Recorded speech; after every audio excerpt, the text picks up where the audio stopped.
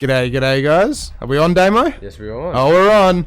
We're up to episode 55 now. We're getting up there. And tonight, we've got Bryn on. We've got Mr. B-Fix. G'day. Yes. And then also tonight, Mitch is actually taking a little bit of a hiatus now, unfortunately. He's focusing on his university's last year of uni before he graduates. And he wanted to take a bit of a break from infrared, unfortunately, just to do his thing and focus on his studies, but Got priorities. that's it. It's fair. Like, it's you pay for that. Like, you don't pay for this. He just does this voluntarily. Like, Yeah. So, where did it all begin? I always say it, but you've been in the industry for a while, right? Like, Yeah, so I've been in the industry. I've been in events for about 10 years. 10 years. Holy shit. Yeah, so I've been in. I started off as an audiovisual technician for AV Partners.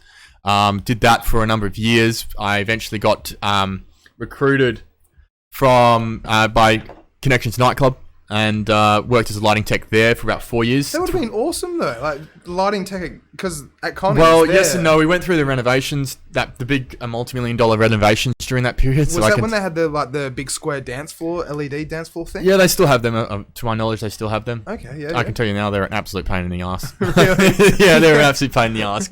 But yeah, I did the renovations with them, and then I went on to obviously during this time travel quite a bit, and then I then got a role back at AV Partners again at Crown Perth as a technical event manager. Spent a couple of the casino. Oh yeah, on the convention event side. So I used to run events there, everything from corporate events, gala dinner balls. Yeah, pretty much everything under the sun at that venue. What's a Scarlet Dinner Ball? Is that like everyone just wears red kind of thing, or what? Sorry, Scarlet Dinner Ball? Did you say? Oh, sorry, conference. I just some of the events we do, like conferences and whatnot. And then and during this time, I was about 20, and then I sort of got into the DJ scene. I won a DJ comp, which Mind Electric, the guest you've had previously on, he judged that. Yeah. Absolute lad. Yeah, so he judged me on that, and I ended up winning that comp, which got me into Claremont Hotel. And then I started hanging out with guys like Ruben Cameron and Victor Estrano, and guys who have been in the scene for a long time, playing library, and back when Leaderville Hotel was a big thing. And unfortunately, this week actually they got a bit coming down the eye here. Obviously, they got the big tent got pulled down, and that was a bit sad. But really, do you know the reason why at all? They're renovating it. They're making a whole new venue. Oh no way! So they're turning. It's already a whole new venue though, because they split it up into 3 different things, right? Yeah. So you've got the garden, Bill's. And it was like Pink Flamingo or something, right? Yeah, Blue Flamingo. Blue Flamingo. Yeah. And what happened with that was it just over the years. I actually played there, Blue Flamingo. I played Leaderville back when it was Leaderville, but Blue Flamingo played maybe 2 years ago, and it barely got anyone through. Yeah. And this is not against the venue or anything like that. It's just not what it used to be. It was a Saturday night, so I think because back in the day, like the Leaderville Hotel was like, didn't they have like something during the week, and it was just like Wednesday nights were the big nights. So for anyone who remembers that far back, who's listening, if you don't know, Leaderville used to do a weekly Wednesday, which was really, really massive. We used to get guys over like Denzel, like some names that people might not remember now, but back then they were big, like Denzel Park, Vandalism. I think I've heard of Vandalism. Yeah, actually, Vandalism. Yeah. Andy Van. We've had Some Blonde. Really, Some Blonde DJs.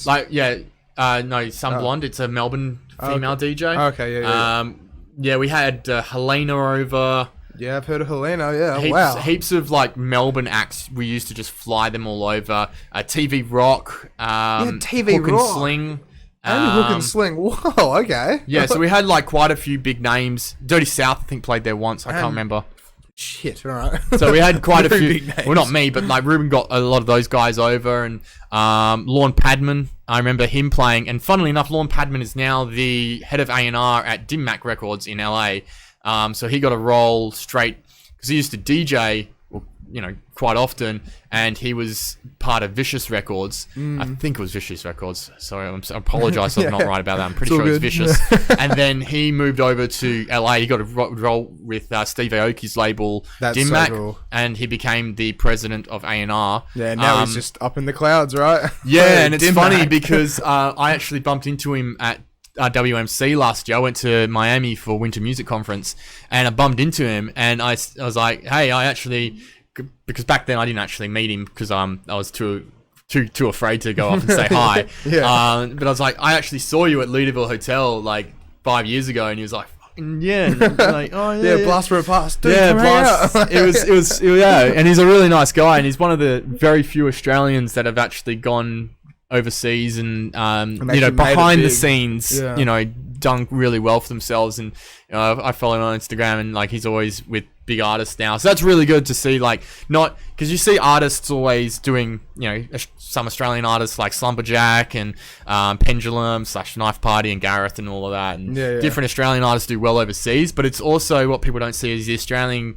people who work behind the scenes in labels and events who go overseas and make it do quite well behind the scenes as well. And that's also something to be quite proud of, especially as something as I guess saturated as the LA music market. Yeah, that's it. Well, that's the thing as well, because we've got a population of what, 27 million in Australia. Yeah, it's nothing. And like LA's probably already got that just in LA itself, probably, or like in the state, or the state of California is like 60 million. Yeah, there you go, 60 million. The state of 48 California, million, something like that. maybe. Well, you can Google it if you want. Yeah, if you want, Jamie.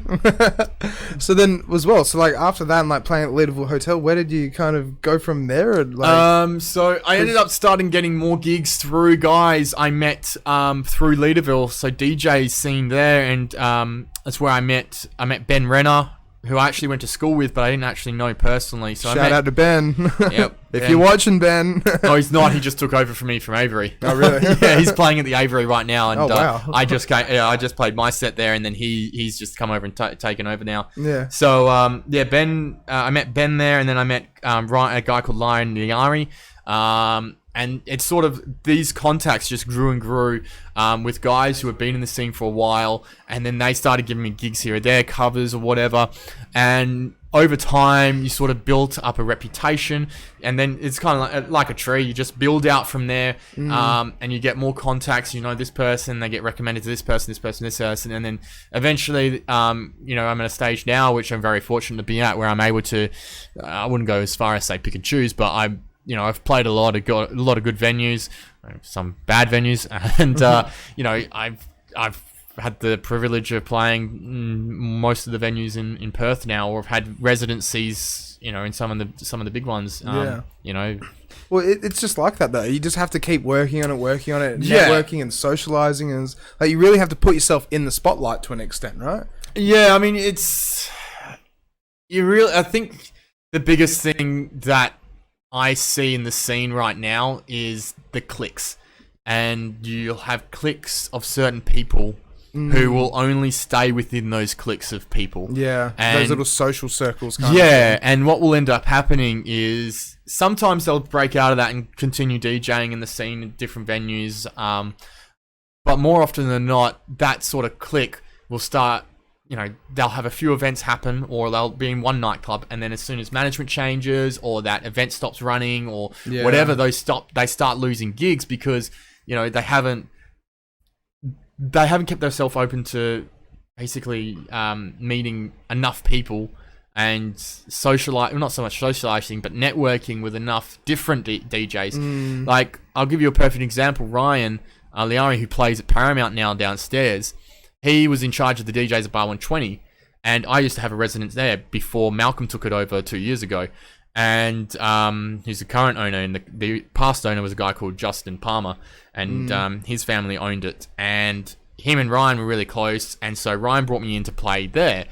But what ended up happening when Justin sold the business, the new owner came in and kept us around for maybe a month, and then sacked us both, sacked everyone pretty much, and put his own DJs in who he was really close with. So it was more like, it wasn't really a personal thing. It was, I don't like you or whatever. It's just, I have friends who I'd rather have play here, and the guys who got in were Jordan Least, who used to play Paramount, and I think it's Johnny Boy who plays there now. Johnny Boy.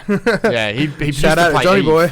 Yeah, he used to play Eve for a long time. But yeah, what do you actually think? Just quickly as well, what do you actually think about that? It's like, a new manager will come in and just like, just change everything. When people get pissed off about the fact that they've lost gigs, it's like, dude, it's the scene. Like, you're going to lose gigs. I've lost gigs, both through, you know, like fair enough. And then other situations where it's like you're a dog, but So, I mean, like, you have to be prepared to lose gigs if you want to be like doing DJ for any longer than sort of a year or two. You know, you're going to lose residencies, and sometimes it's not going to be because of anything you've done. It's going to be because a new manager comes in, or they want to put a promoter in there, or they want to do this, or you know. I just find it so silly sometimes. Like, perfect example, right, is back in the day with the Flying Scotsman, we had this new event manager come in, and he just like got rid of everybody, and then just started trying to put his mates in, do this and do that, and it just didn't work. It just like it just changed the whole scene. People were used to this, but then something new comes along, and it's just like, well, this is not what we came here for. Well, yeah, I was at Windsor Hotel for a year and a half, and that was place is amazing. Yeah, well, yeah.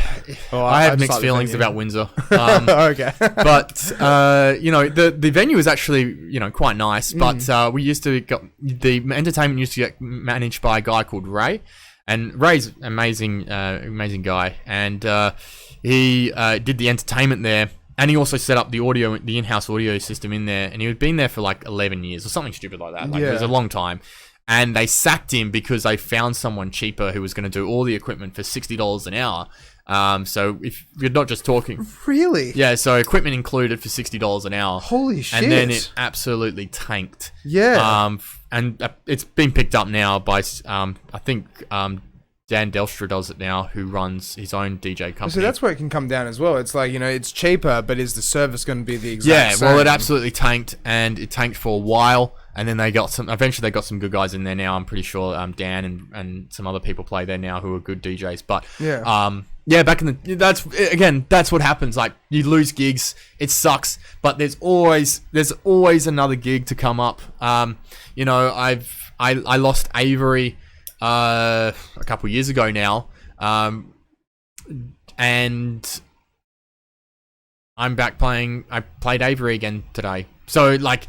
It's weird how you can just like go in circles. Yeah, and like it's really weird how things sometimes just end up happening kind of you thing. My dream was to play Metro's Fremantle for like 6 years, and then like it was only until this year that I finally started playing it, and it wasn't because of, you know, not knowing the right people. It was just a matter of circumstance, falling in the right crowd, right time.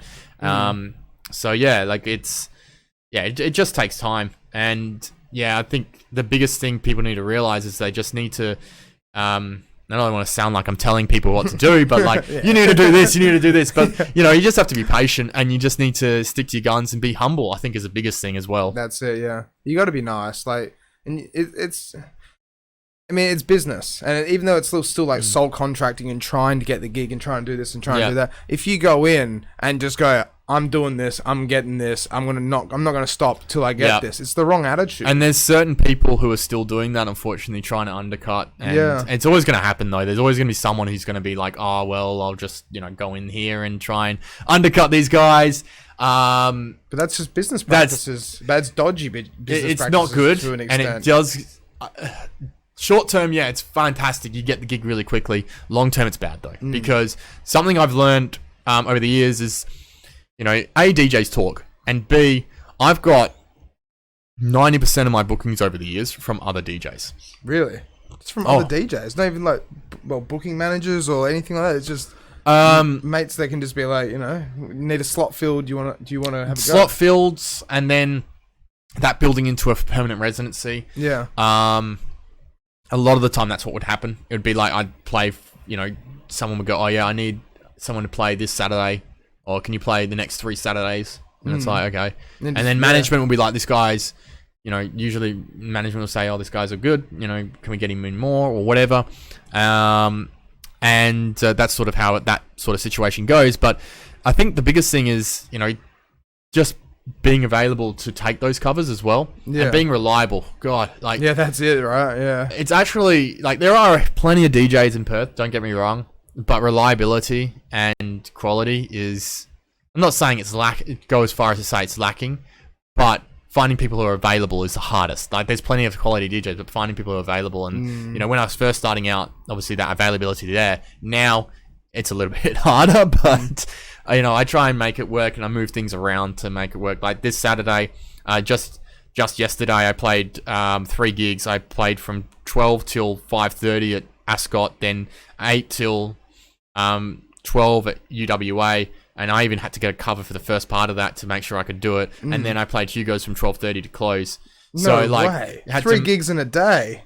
Well, Ben, for guys like Ben, just looking at his name here, staring at me, it's an unusual Saturday for him. But yeah, if you're able to get that to work, it's fantastic. But more often than not, it's like you have to give up one to do the other. Exactly. But thankfully, like I was able to get that one to work. What was it, just quickly as well, what was it like playing at Ascot? Was that like a private function or? Like... Ascot's fine. It's for a VIP section of that event of what they do there. It's right next to the race course. It's pretty cool. But at the end of the day, like this, if you've ever been to Ascot before on a Melbourne Cup, it's just wasted people everywhere. Yeah, it's just like, oh, and the worst part is trying to bump in and bump out because you have to provide your own speakers. So really at the Ascot as well. Yeah, with people everywhere, and you have to walk through the crowd with your PAs. Yeah, that's bullshit. Sucks. And like the security try and track your bags when you go through. I'm like, of course, dude, I've got a full bag here. Like, you really gonna go through all this shit? Anyway, so yeah, like. I've been in the scene a while now, and I've done relatively quite well for myself. Still ways to go, and now you know I've sort of moved along from. I'm still DJing every weekend, every Friday, Saturday, 100%, but sort of moving into other things like events, and as of sort of last couple of years, moved more into music production as well. You know, releasing my own stuff, and obviously. Promoting and putting on my own events. Well, we haven't even gone into like your music taste as well. Like, how did you kind of get into music and just realize like, no, I don't want a normal job kind of thing. I want to be a rock star kind of. I mean, I came up during the EDM boom. So like when the EDM boom happened, that's when I sort of got into it. So like prior to like say Scary 2010, 2011. Yeah. And that's when like all the Ministry of Sound CDs were the massive thing. Yeah. They were so good back in the day. Yes, yeah, they were really good. And so yeah, that's how it started for me. And I went, and over the years my tastes have expanded, moving into trance, moving into dubstep, and then moving into more tech house, and then pretty much now my tastes are everything. Like, it's hard to say, oh, this guy's a house DJ. It's like, no, well, I played Edison the other week, and that was like a whole hip-hop R&B set. Yeah. Not that I really like playing R&B, but do it for the cash. And then, you know, but if someone said, oh, you know, we've got half an hour trance set, you want to just come on for me? I'll be like, yeah, sure, I can do that. But how important do you reckon that is, being able to be so versatile? Oh, very. 100%, yeah. Because that's the thing as well. There's so many DJs are just tech house. It's nothing bad against well, tech not house, even that. It's also a lot of DJs are just very generic. I've had a couple people I've come on afterwards, and they've played like the opening set, and I've asked the manager or whatever beforehand, like, hey, how did this person go? How did this person go? Or whatever, like, just out of curiosity. And you know, the biggest feedback I've got was, yeah, they're just very generic. And that's the biggest thing. You need to stand out. And for me, you know, marketing's always been, and branding's always going to be the Achilles heel of most DJs, especially local DJs. Well, it's business building. That's you have to. But for me, my uniqueness comes from my edits, my mashups, and the way I play. You know, I like to keep things fun and interesting. But you know, I also go into different genres. I go 1 minute I'm playing house, next minute I'm playing big room, next minute I'm playing dubstep, next minute trap. And hip hop and the whole lot. Yeah, and especially because venues now are a lot more cheesier than they were 10 years ago. It's so weird with that, right? Because like, you know, you go over to Melbourne, you got Melbourne Bounce, you got techno, you got house, you got everything, and then like over here, it's not so much that we're stuck in a bubble, but it's kind of like, we're just, the classics are classics kind of thing. But then playing the new stuff, like, do you reckon? I asked this to some of my guests, but it's like, do you think that music kind of just went downhill after Nicki Minaj Super Bass? Oh yeah, Damo. Yeah. I don't think it went down per se. I think it just. Look, this is on a broader topic, which I don't really want to go into because it's just too. We could be here for hours. Yeah, that's it.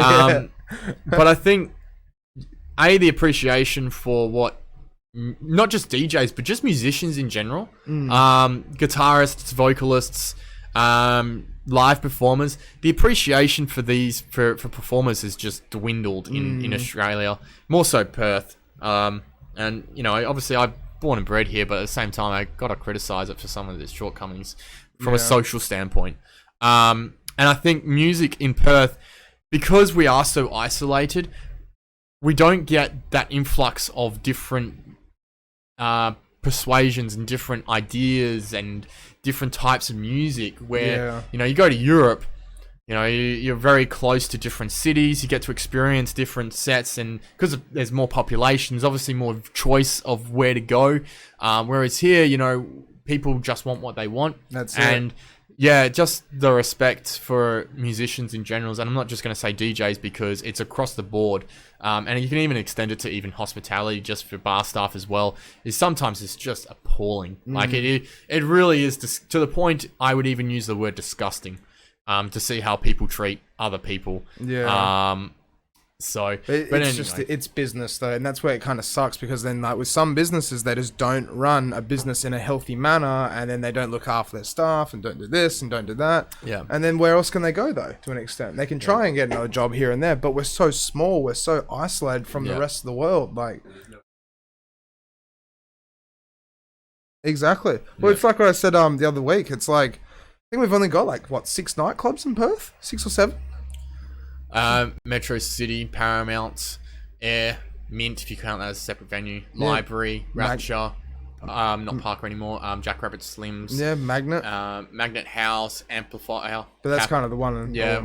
Edison. Then you've got Metro's Fremantle, Hugo's, Bar 120, Arcade. Oh, here we go. So we're up to 14. And then you've also got Players, Liquids, Bar 120. Can we get to 20? We're 2 away from 20. I'm surprised you can just like name these all off the top of your head.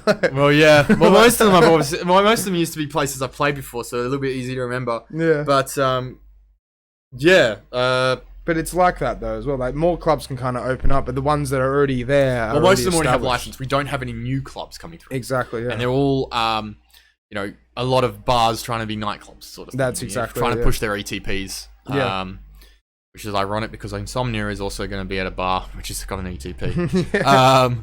So, yeah, it really depends, I think, on the venue, though. Yeah, and the capacity and the whole lot. Yeah, like you look at the court, for instance, that's on a tavern license. And I heard someone yesterday was complaining, oh, the court shuts at 2 o'clock, and it's like, dude, they're on a tavern license, and they've been on a tavern license for 10 years. Like, you don't know this by now, you're a moron. Like, they're like, why don't they just get a nightclub license? Well, it's not that easy. Because A, try getting one for starters, and B, there's a whole bunch of apartment blocks right next door that are in the papers nearly every month complaining about the noise complaints about the court. You know, so, but and back to, you know, I think we were talking about you know, the scene before, just back to your original question.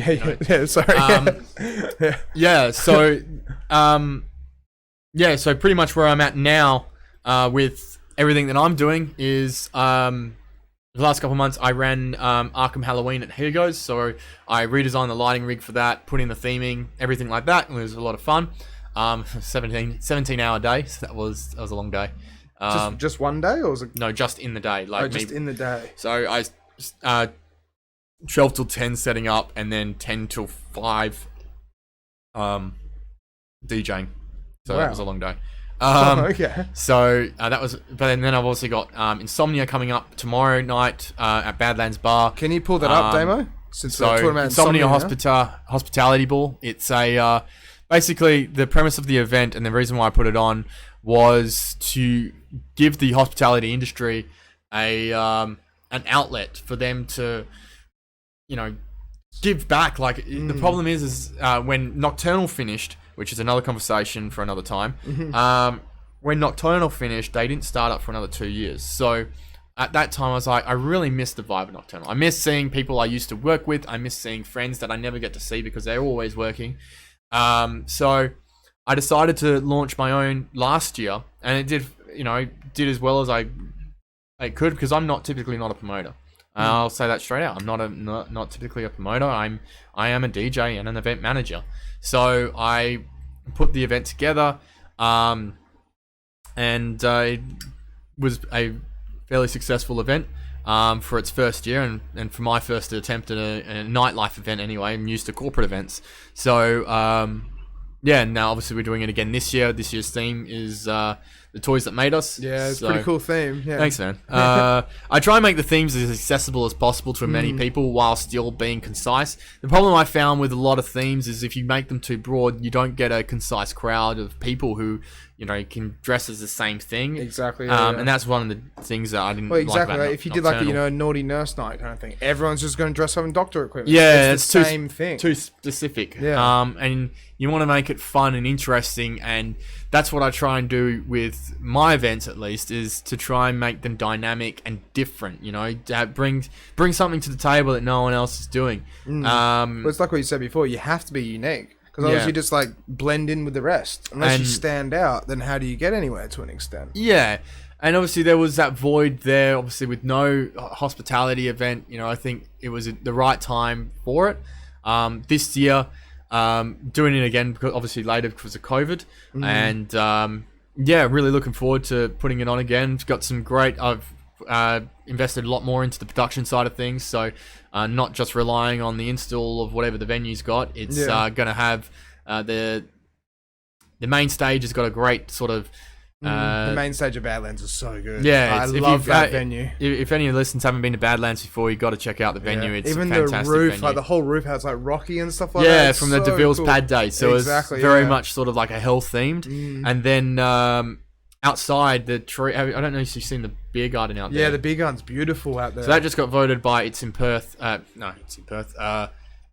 Perth is okay, but as the second best beer garden in WA. Really? Yeah. Oh wow. So we're turning that into sort of a beer garden / festival stage as well for the house. That's sick. So So- how many stages are going to be there? There's two stages. I like to try and keep the events concise. I don't want to overexpand myself too quickly. Putting fucking like 10 stages in whatever venue and opening up all this other, just it's just keep too it much. simple. Keep it simple to what the size of the event is, and as the event grows, hopefully we can do that. But at the moment, I keep it concise and easy, and so the beer garden will have its own stage design, which is very cool. I've already posted about that, and I've already done the lighting program for that, so that's going to look cool. I got to ask as well, because like it just sounds like you're so full of information. Like, did you study anything to be able to get to where you are, or do anything? Or Funnily enough, I actually have a university degree, but Really? I'm in security, counterterrorism, and terrorism. oh wow, So it's like There you go. completely different. Like Yeah. it's not even a I've got that in a completely different thing. All of my experiences come from hands-on experience actually working events. Yeah. And that's what I find, because I've worked with event managers, plenty of other event managers before, who work for third-party companies, for venues, for whatever. And I find like the biggest problem that I have with some of these event managers that come through is common sense. And It can be like that sometimes. Sometimes it's just like, but why though? why would you put a table in front of an emergency exit? That's illegal. But can't we just move? No, No. it's an emergency exit. It has you to be can't open. do that legally. So, and what you really do tell for people who've worked, at least whether you're at banquets, you've worked in AV, you've worked as whatever the case may be. You've actually worked on the floor and worked with customers, and how events flow is very different to learning at a university and just jumping straight in, trying to manage an event that you've never ran before. Yeah, that's what they say about with TAFE courses and stuff like that as well, I'm pretty sure. But it's like TAFE courses are more hands-on, but with the uni degrees, it's more theory and stuff like that. But employers, I didn't learn how to make bombs or anything like that at my course. Uni course. Counterterrorism. I wasn't as much as I would have loved to have done it. I wasn't scaling sides of buildings and training with the SAS. Yeah. But But it's like one of those things though, right? Where it's mine was all through hands-on experience and doing the hard yards. Like when I first started AV Partners, I wasn't doing the nice cushy gigs and the cushy operates. I was there. like the apprentice kind of thing. I was there at midnight on Saturday night, packing down till 6 a.m. Yeah. Some very, very, very long shifts. And, you know, while it was tough at the time, I'm thankful for it now because it's given me an insight into not only how obviously AV works, but also how banquets work and how the flow of people and just working on all these different events gives you ideas of what works, what doesn't work, what people want, what people don't want as a whole, how different demographics work with different event ideas, and how, what would be better. Would we book a band or would we book a DJ? Would we book an MC? Would we book a comedian? Would we book this, and this, and this? What works for different types of events? Nightlife is a fucking lot easier than corporate events because it's pretty much put on a DJ. Like at the moment, at least, even before COVID, the 2 years before COVID, it was put on a DJ, find a night, just get lots of people to go, and you're set. Like it was not. A lot of events weren't really, breaking any sort of. Making any other than ice cream. Ice cream, I will give them credit. They have done very well. Yeah, Ice Cream Factory have done so well. They do innovate, but there are events out there that just do the basic, put a stage, a DJ, and call it a day. Yeah. And I've, to a certain extent, like you can argue that Insomnia is the same, but at least there's a theme behind it. There's a little bit more thought. Yeah, it just seems like I've you tried have to put a put more lot thought. of. Yeah, it seems I like try you and put a lot have. more thought into it. Yeah. Because even just the graphics, like if you can pull up the graphics, like the video on the page and stuff, like the way it just like it shines in a way, it looks like it's going to be good. It looks like it's going to be banging. I really hope it's good. Yeah. We're building this up, and then tomorrow we'll unlock something. You're like, oh, this is shit. Well, the lineup you've got as well, like the lineup's amazing. Like you got Endorse, you got bloody Christian, you got Death Disco, you got the whole lot. Like yeah. I'm really glad to have Christian again. As I Yeah. say, Christian's Mind Electrics. His music's fantastic. And he's a great DJ and a great guy to have along. amazing producer as well. Like wow. He taught me how to produce. Really? Yeah. He taught you how to produce. Yeah, if anyone's interested in getting production lessons, Christian will teach you for a fee. No shit. Yeah. I might have to hit him up. I did it a number of years ago though, so there was a number of years ago. The people I was taught in person with, because I was already doing a whole YouTube stuff, which I personally, I think you can just learn how to produce through YouTube and maybe get a few lessons here or there just to touch up, opposed to doing these massive courses. Yeah. That's my opinion anyway. Because that's the thing as well. There's like, Dead Mouse does his whole like production course, but it just that doesn't. sucks. Yeah, that's what I mean. It's not really good to an extent. It's still cool, but it's not. Yeah, I did mine with Christian and Philly Blunt. And Philly Blunt as well. Shout Yeah. out to Philly. He's You're- a legend in the Phil scene. actually did all the artwork for Insomnia. Really? Yeah, he's a graphic designer by trade. I had no idea. Yeah, so if you ever need it, go get Philly. He's actually holding his event right now at Retrobite Sunday Social Club. I'd actually be, Oh, that's him, because he does that with Genga, right? Yeah. Shout out to Genga. Yeah, well, I had Django last year. Probably have him again next year for Insomnia. I try and keep it different, the lineup different. There's maybe three names, three or four names on this year's roster in DJs the same as last year. But that's kind of fair, though. Like, this whole COVID thing happening and everything, it's like just trying to make it happen, make it good in a way. Like, because everything's been in shambles this whole year. It's a complete write-off. So, I've brought in a lot of new names as well. So, Death Disco is a good example. Even guys I haven't even met before. Guys like Lee Bramley, for instance, who's a house DJ. I've got him on. I've never actually personally met the guy. But just trying to spread the love a little bit. And sort of keep it separate from any other hospitality events as well. Have you found, like, with the whole... Because as you said, like, you've done events and stuff... Well, no, sorry, you said that you've done, like, little bits of promotion, like, your brand building and stuff like that, but have you found anything quite difficult when trying to, like, put stuff like this on at all? To an extent, like, the Facebook marketing or anything like that, or just the Facebook marketing is always a bitch. No one in their right mind who's ever used Facebook Ad Manager goes, that was a really pleasant experience. I really want to fucking use that again. Like, they're lining up. They're just waiting for their next event to go, fuck it, let's use Ad Manager again. Just want to put an event just to do this event, just to do Ad Manager. But it's a dick. Yeah, it's Fucking a hate Ad consistent Manager. learning curve, right? Because they keep updating it, changing They it, doing they this, update doing the that. algorithms, and then they update all this shit, and the different, you obviously have your different reaches, and it's just a pain to use. It really is. And if you know it well, it becomes a lot easier. But at the same time, like, I mean, I've been running ads for years, like with BFix and stuff, and other IPs I've tried over the past, and yeah, Facebook marketing is always going to be tough for anyone. I think it's because it's the way they set. It's not an easy way to do it, and an easy way to market sometimes, just because there's certain technical aspects to the Facebook ad manager which just don't make sense. It's like, you'll add something which is the exact right dimensions, for instance, for a story post or a video, and it won't allow it for no reason. It's why? You're like, fucking...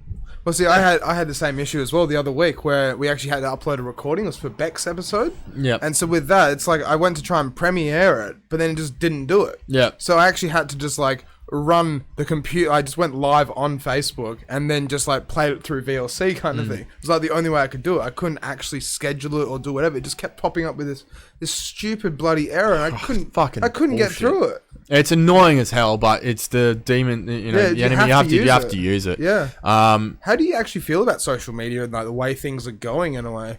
Because it's... Have you noticed that all of the artist pages have all suddenly gone quiet? To an extent, yeah. I mean, I thought they were... So, I recently attended ADE about a month ago. ADE? Amsterdam Dance Event. So, okay. How was that? That sounds pretty cool. Yeah, well, it's the online component, because I was supposed to be there in person this year. Yeah. And I've been previously. I went in 2016, and ADE, for those who don't know, is the biggest dance music conference in the world. Like, it is the... Yeah, if anyone is at ADE, and it's a lot of fun.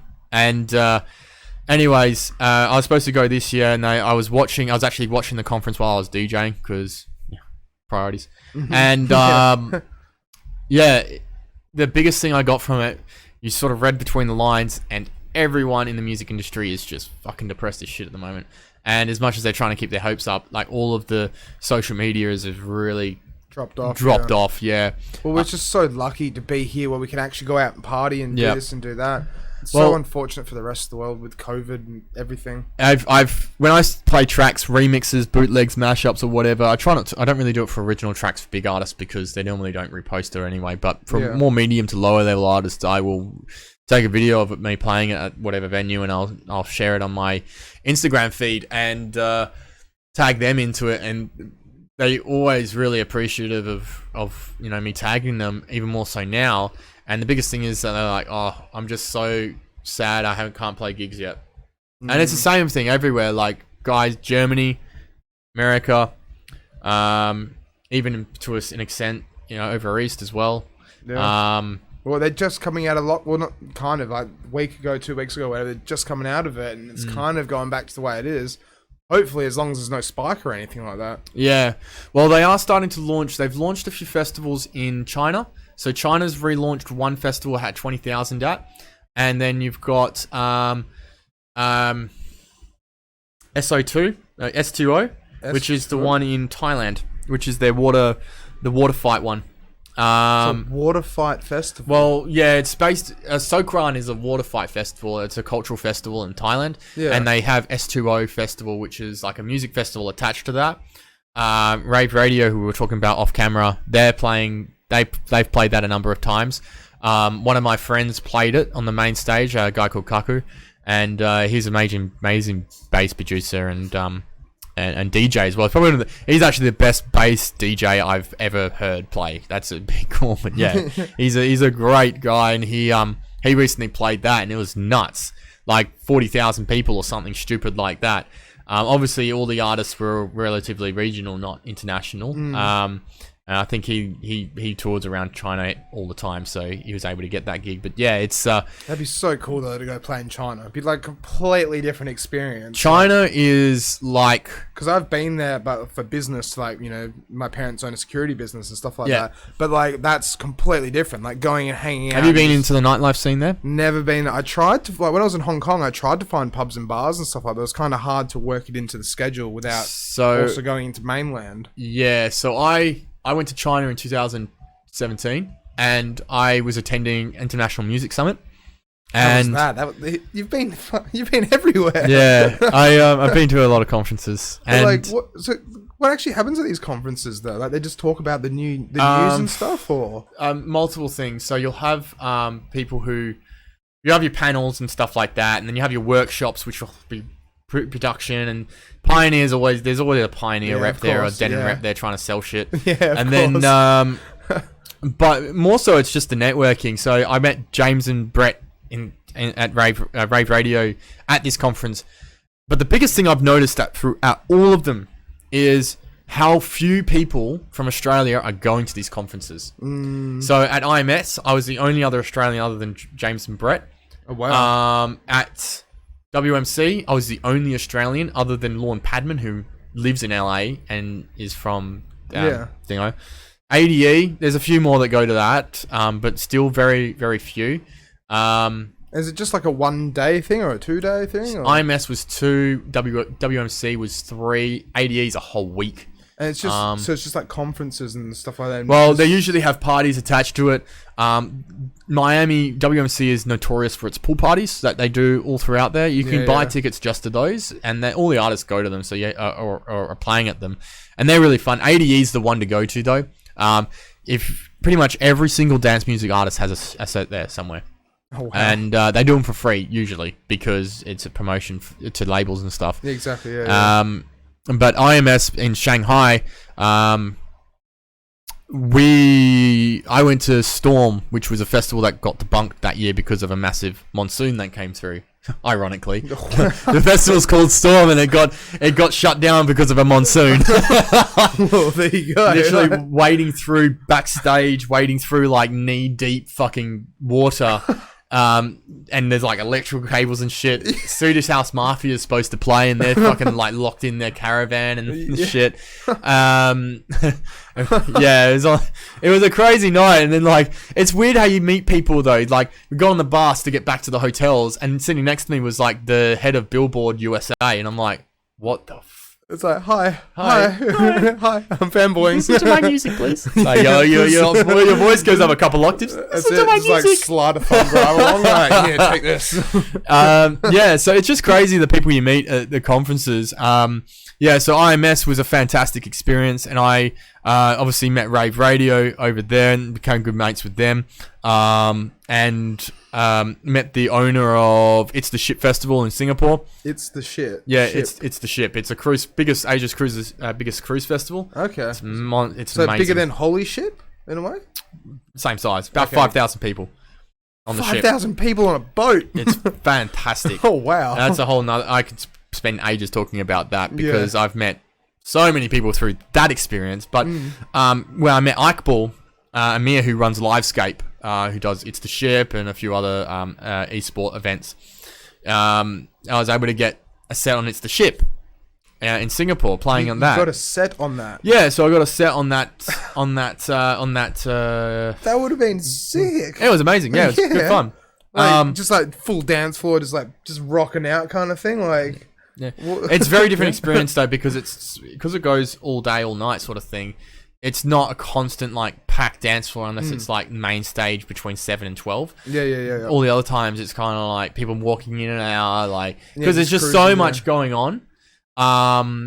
But yeah, it was definitely so through going to conferences you do meet people you would never meet before, and I always put a big emphasis on human interactions when I sort of business and promotion and stuff. Like last year for Insomnia, I didn't do as many venues this year, but last year for Insomnia, I walked into 70 different venues promoting the event, and just to get that social interaction, that one-on-one, hello, you just build relationships that way. It's the way to do it. It's face-to-face value. If you go and email someone or just write a message on Facebook, it doesn't mean anything. But 100%. If you actually go in and be like, hey, g'day, how you doing? It's so much better, right? So and in that conference, as talked about off camera, I met I think it was the third time. It was the third time I met Luke, Layback Luke.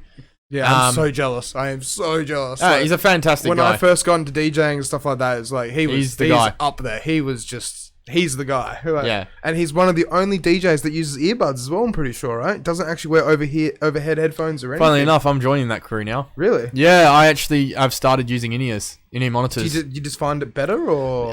The clarity's better and the sound isolation's better, so it means that I don't get damage or anything like that. Yeah, Nick Endorse, he's finding, because me and him are quite close, and we have this conversation quite often. And he was saying, Endorse is just a legend, by the way. Yeah. Absolute legend. he's always complaining about how his ears hurt from his sets at Metro's Fremantle. I understand why. It's because when I played there last week, and it's like you just get blasted. Not only have the line array there, you've also got the booth monitors, but you can't hear what you're playing because obviously the line array. And people who don't know what a line array is, a line array are the two big long speakers that you see at festivals. Can you Google that by any chance? Yeah, well, Damo's on it. It's me from my tech days. It's more of a technical term for big speakers. Yeah. So you're sitting behind the line array. Obviously, you can't hear as well, so you have to crank the booth monitor up. And by the time you've done that, it's just fucking right in your ears. Yeah, and you do. He plays from 9 till 5, so he's in there for 8 hours. So 8 hours of just constant 120 decibels is not good. Yeah. That's definitely how you damage your ears. Yeah, without a doubt. It's not. Yeah, it's not ideal. It's not ideal. So I wouldn't recommend.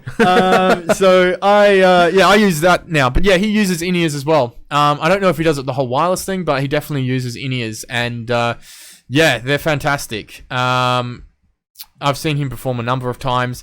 Really nice guy. Really down to earth. I remember because obviously he meets so many people. I don't expect him to remember me. But the second time I met him at ADE.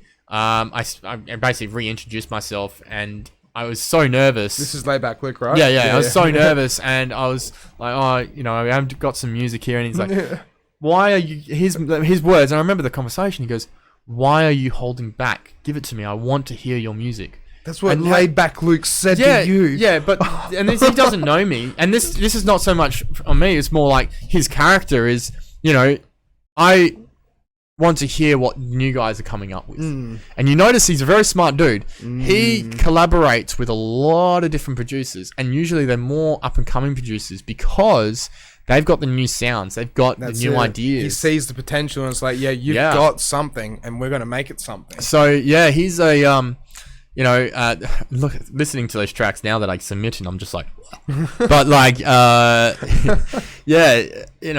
a fantastic guy and a fantastic mentor, and a lot of people obviously aspire to be like him, but I try not to have that mentality about any artist. I don't want to be like anyone. I want to be my own. That's the way I do it, as what we said before. Just be unique. Yeah, do your own thing and do it well. Yeah, 100%. And obviously met him there. I try to get a deal set up, a separate business deal outside of music set up with him. So met his manager and that, and she's fantastic as well. Jonesy's conferences, for anyone who is a DJ and wants to take it seriously, you do need to go out there and meet people in the industry. And unfortunately, what I've sort of mentioned this a few times to a few of my friends, is Perth is very much isolated from the music scene. Yep. And to the point that even COVID this year, I was planning on moving overseas. Really? Yeah, I was planning on leaving Perth this year to sort of follow music a bit. Whereabouts would you want to go? It was it was a toss up between LA, not LA because of visas, but UK or Hong Kong. I mean, with Hong Kong now, I don't know how good it'd be. Like, with the riots and everything going on. Yeah, I mean, everything's changed here, so it's like, saying when you were a kid I wanted to be a fireman or be a fucking astronaut. Shit changes. So just want to quickly say as well, I've been to Hong Kong 4 times, and I love that place. Hong Kong is beautiful, but after seeing all the videos and like things going wrong and everything happening, it's scary. I had a friend who went over there, and he actually had like an RFID bracelet. So it's like if he was to go away, like walk out into the streets or anything, cops can just come up and be like, "Yep, what are you doing?" Tag his bracelet, go home, kind of thing. Yeah, it's scary times. Yeah, very scary times. You don't fuck with the Chinese government. Yeah, that's it. We need the poo. But yeah, Jesus. But yeah, like what was we saying? So we're talking about moving overseas. Yeah, so moving overseas and embracing it, because there's so many opportunities overseas, whereas a lot of people in Perth get Perth-minded. So they think that and without them sort of realizing a lot of people get down and, that they don't get this set, or they get, I wouldn't go as far as say arrogant, but like, they get a bit jumping because they got this set, this place, this set, this place. and they're only getting paid like $100 an hour for a festival set, and it's like, dude, like, you know that there's more beyond Perth, right? Like, yeah, that's it. Yeah. And like for me, I can't deal with anyone who's arrogant. Thankfully, there's not that many people who are arrogant in Perth. Most DJs and entertainers are pretty level-headed, but whenever you do get that one person, you're just like, you're all right, man. Like, okay, yeah, you're still in Perth. Like, but it's one of those things as well. It's like when I first started coming into the scene, you know, started hanging out at Capital and stuff like that. You see so many people like do the circuit, come and go kind of thing. Yeah, 100%. And these are the people I'm talking about. The people who just go, they fly into the scene, they play for 6 months, and they fuck off. Yeah, that's it. They play at these different bars and they realize like, well, we don't really want them here. And so they go play somewhere else. It's like, well, we don't want them here. Yeah. And then they find somewhere that might stick around for like a couple of months, but then, you know, they might just not like it or whatever. And then at the same time, we are thankful to be in Perth right now because we're one of the only cities that is able to operate any type of music. Yeah, so and party and rave and do the whole lot. Yeah, well, until the government decides he wants to put more restrictions on. Yeah. Apparently, Seasons got absolutely slammed yesterday. Really? Through second-hand knowledge. I found out today that they had to refund a whole bunch of tickets. Oh, wow. Yeah, unfortunately. Yeah, because it's a similar thing with like Pineapple Club that was on the weekend. Yeah, sorry. What was I? Did I say Seasons? Yeah, you said Yeah, Seasons, sorry. yeah. I meant Pineapple Club. Yeah, I'll get the two mixed up. Pineapple Club looked more like the Perth Royal Show to an extent from what all the videos I saw. Like Yeah. still like a festival kind of thing, but they had like carny things like you can buy Carnival, yeah. Yeah, like show bags and stuff like that. But looks well, not show I bags, miss but, Birdie like, Beetles. Birdie Beetles? Yeah, remember the Birdie Beetles show bags? Like, oh my god. Yeah. Yes. That was the chocolate stuff, right? Oh, Yeah, they're fantastic. Yeah. Oh, honeycomb. It was honeycomb chocolate. Yeah, that's what it was. Yeah. Fantastic. I actually really wish I could go to the Royal Show again this year because I'd just buy a whole bunch of shit and get fat, more fatter than what I already am. It's so expensive to go and the whole lot. Yeah. Because wasn't it like, I think it was like $50 or $80 tickets or something To like get that? in. Yeah, they changed that. That's what I mean. They full on changed it up. Yeah. Because it used to be like, you know, $10. Yeah. Oh, I'll be there. I'll be on it. I'll be on it. Yeah. Yeah. You go. Sorry. Yeah, but obviously with where Perth is at the moment, like it's going to be a long time till obviously we're able to travel again. So for me personally, like being very careful about my music releases right now because there is no point releasing any club tracks, for instance. And that's what a lot of artists like. There's still tracks getting released, but the release schedule for a lot of labels have slowed down, right down, because the consumption rate is not there. The most promotion for a lot of tracks are festivals, are still festivals. They are still clubs, because you know, not so much in Perth, but definitely overseas. People are still like, oh, I fucking love that track. You know, the diehard music fans. We don't really have a strong diehard. We do and we don't. Like, we do have some really strong music fans that are separated from the usual top 40 and hip hop and R&B basic stuff. But it's not at the extent that you see in Europe just because of population size. That's not so much a comment on the social side, but it is it's our population side. So yeah, there's just not that consumption rate anymore. There's not as large of a demand for that type of music. And it just sucks as well because it's like, you know, when we were saying as well, like with Leaderville Hotel having Wednesday nights, it's like back in the day, 5 years ago, 10 years ago or whatever, you could actually just go out and there'd be something to do on Tuesday, Wednesday, Thursday. Well, this is the decline of nightclubs. Yeah. And this is happening. This is not just a Perth thing either. This is an international. Yeah, it's a worldwide thing. Yeah. So the UK in 2001 had 4,000 something and something nightclubs in the UK alone. By the end of 2013 or 14, I think it was, it diminished to like 1,400. Really? And and after COVID, I wouldn't be surprised if that number's under 1,000 nightclubs in Britain. I know that Ministry of Sound are on the rocks. They're not done yet, but Ministry of Sound Club are very, very close to possibly having to shut their doors. Same with Fabric. Yeah. And these are iconic institutions as well. Fabric's just been around forever, and it is so iconic. Yeah. And Britain's just gone into another lockdown. So. Have they actually? France has gone back into one. England's gone back into well, they're not opening up any festivals or anything like that. Yeah. I know a couple guys from Coalition Agency, which is a big agency in UK. They're trying to do drive-through events. So they've put it through a few drive-through festivals. Yeah. That's just like you just rock up with your car and then you just change it to a radio station, then away you go. Yeah, kind of thing, something right? like that. Yeah. I know Ike Ball actually, who I mentioned before from Livescape, he's doing like a horror-themed drive-through event, which sounds pretty cool. So, you know, a lot of the promoters and festival organizers right now are just trying to innovate a way to get out of it. Asia will be first. You'll see. My prediction is Asia will be first. Yeah. All their festivals will come back at once. Yeah. You know, over the next 6 to 12 months. They already have. But the US will not come back for another 2 years. Yeah. And I don't think the Europe will come back for at least another year. So, and when I say that, I'm meaning 2022. And for the US, possibly as far as 2023. It all depends on how much the vaccine works out, the effectiveness of the vaccine and whatnot. I don't want to make too far predictions because, I mean, no, we just don't know. Yeah, I assumed that I was going to have full capacity for Insomnia, you know, full venue capacity for Insomnia when I first put the event together, and fucking still half capacity. That's it. So you have to abide by the restrictions and everything. Yeah. It's unfortunate, but it's just it's the way we have to do it. It's the way we have to play the game. Yeah. They're not changing the rules anytime soon, and well, it's all that's hurting is events right now.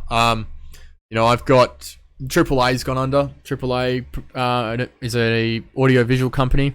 Really? I know they've gone under. Did they also do a podcast as well? I'm pretty sure, because there was a AAA podcast. No, it's separate. Okay, yeah. Yeah, so AAA was an audio visual company, an audio company that did a lot of outdoor events. They've gone under. I don't want to speculate on other companies because that wouldn't be right of me. Yeah. But AAA, I know, has gone under. But there are a couple other companies that I know through back channels are not doing well at all. And with these new restrictions for the summer, you might see a few big players go under.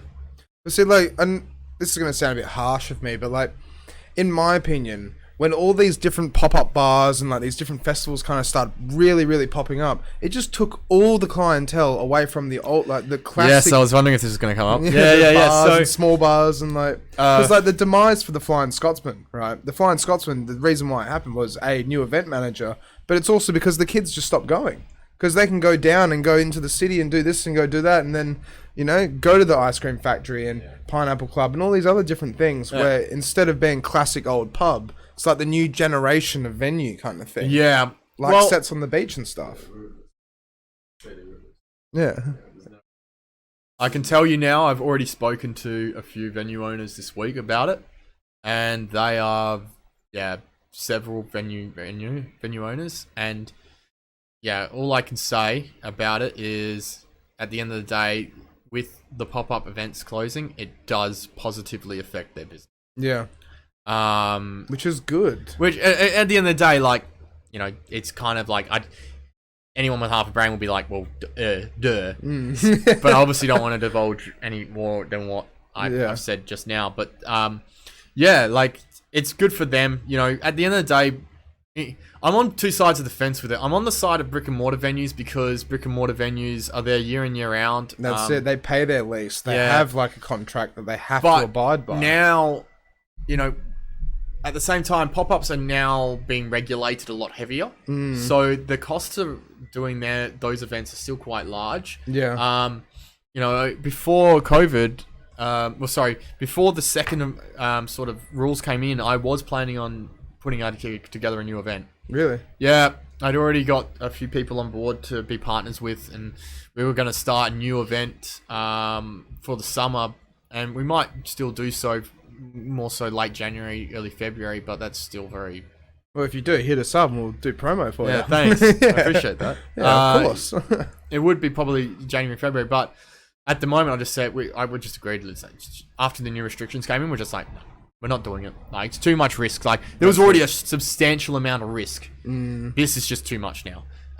It's even like just things like where I've heard say like some of the festivals, I can't go into names or anything, but like they literally have to take a loan out, and then when the festival happens, it's like, you know, they pay all the artists and pay everything, but then they have to take another loan out. It's always a consistent gamble to an extent. Yeah, to actually make a profit. 100%. And I think, you know, events are so much risk. You know, there is nothing easy and risk-free about an event. If someone says to you, "Oh yeah, he ran an event, he's doing really well," that's good for that person. However, there's a lot of hard work and a lot of money that goes into these events. You know, and I think what people forget to realize is that a lot of events start small. Ice Cream Factory did not become Ice Cream Factory overnight. Yeah, that's it. Bar Pop has been around for 7 years. Really? Bar Pop has been around, yeah. Bar Pop has done the bars for 7 years for most of the pop-up events. But you know what? I see pop-up bars and events just becoming bigger and more, to be honest. Like, it's not changing. If any of the brick and mortar venues go well, hopefully they go away for good. And it's not going to happen. It doesn't happen, yeah. For 2 reasons. One, they're supported by the government because it drives... daytime events are a lot easier to police, and they're a lot easier to manage, and there's not as many disruption to the public. So when you have noise complaints, when you have noise complaints and disruption to other people living in the area, that's lower because most day events finish at 10, latest being 12. And the second reason is because it showcases it. Third reason. Showcases, public spaces such as the gardens, Supreme Court Gardens, and I won't just name all the other beauties. Yeah, all the other fucking places around the river. But thirdly, is money. Yeah, money. It costs to put an event on at Supreme Court Gardens in higher fee just to have that space is $10,000 a day. Not including only $10,000 a day. That's a lot of money, but at the same time, if you go, I'm talking just. This is just to have the land. This is not including licensing. This is not including, and then you also have a day bump in and a day bump, possibly 2 days bump in and 2 days bump out, which is also more fees. Then you've also got because again, I was planning on running an event like this. Then they have very strict waste disposal plans that you have to do. So you've got them as well, which is actually quite expensive. Licensing. Then you've also got garden maintenance. So if you damage any of the lawn, you have to get it replaced and pay for that to get replaced. You also need to, obviously with any cost, I won't try and... I'll very quickly just list them. Security, entertainment. Security is going to run you up a fortune. Entertainment's going to run you up a fortune. Production, the bars. Then you've also got first aid. If you have an event that's over roughly 1,000 people, you have to have St. John of God's there. And they, they're, more expenses there. Then you've also got, just hiring the fucking ticketing van or the ticketing booth, and all these other expenses just add up, and eventually you're looking at $100,000 just as a starting cost, and that's not even including promotion. But that's the thing, if you spend that $100,000 and then you walk away with $300,000, well then it's great. It's great if it works out, but bad weather, for instance, you're done. And like Jesse and Nick run Beer and Beef Festival through their company Event Mill. That thing goes off as well. They've always run great events. They used to run Professional Misconduct back in the day, which did Marquee New Year's Day. Really? And then they finished that. They no longer run Professional Misconduct, but they do run Event Mill, which is their event hire company and event management company. And they run Beer and Beef, and that's a great event. They run Pork and Cider as well. That's the one just down like near the Brisbane Hotel, right? In Mount Lawley, kind of. This is on Burswood now. Oh, it's in Burswood. Okay. So they run those events, and I felt sorry for them. Actually, I emailed them the other day, and they unfortunately got hit with weather, so their sales, obviously sales were impacted. I mean, they'll be fine. They'll continue doing it. Yeah. But the government supports those types of events, like the cultural ones, deemed as cultural, because it supports businesses, and you can actually get grants for those ones. That's pretty good if you get grants, though. Places like festivals like Seasons, Pineapple Club, I think Cargo, Cargo and Cartel Bar, they're a little bit different. I don't know if they've got grants or not. with it, whether they would apply. Seems because they're strictly alcohol based. Because as you said, like the beer and beef, it's like, they'd actually have people doing smoked briskets and also selling like, local craft beers and stuff. Yeah, so it supports breweries of WA breweries, and it supports a lot of food truck owners and things like that, and it's something different and cultural that sort of brings people to Perth. WA Tourism does a grant every year, hands out grants every year to events that can promote WA as well. Yeah. So, you have to do that 12 months in advance, so that's quite a length. But yeah, the government will support events that they deem is culturally, supports businesses and can benefit WA. Not all events qualify for that though, obviously. But yeah, it's a shame that Ice Cream Factory got cancelled and moved, but I think ultimately that was the right decision. They saved money. Yeah, well, it's better to be safe than sorry, right? 100%. Like, why would you put on an event that costs you it's a multi-million-dollar festival, and for it to possibly get fucked on by COVID marshals and the police? It's just like, what? Fucking wait, And that's exactly it, yeah. Yeah, so I think this summer's going to be... New Year's is going to be really interesting. For the first time in Perth, I think New Year's will actually be a good night. For the first time. Yeah, that's a big prediction, bro. Dude, New Year's sucks. It's a shit time of year. Like every fucking venue's doing something, but yeah, Good. They're good venues. no, they're usually shit. Metro did good last year, but I know that the last couple of years before last year, I know they'd struggled. I know Hugo's club struggled this year. And then talk around the town, every venue on New Year's struggled. The New Year's just gone. I was playing up in Geraldton. I played Geraldton Hotel, and then I played Vibe Nightclub. There's only two venues they're right next to each other. Right next to each other. Yeah. So the whole of Geraldton, doesn't matter which age you are going to go there. Like, so that was good. However, Perth sucks for New Year's every year.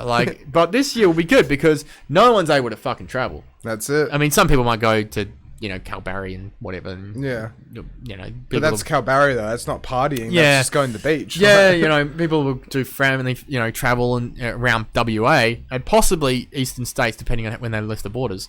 But I think because everyone's going to be stuck in Perth, people are going to want to party for New Year's, and I think brick and mortar venues are just going to fucking rake it in. Hopefully. Yeah. Just to help them out, because that's the thing. It's like what we were saying before. To be honest, as much as it was bad for venues during COVID, not being able to trade, they're fine now. I know the figures. They're doing fine. Yeah, they're doing very well. Yeah. So, and it's not even just the big venues as well. Like, the smaller venues are doing really well, which is great.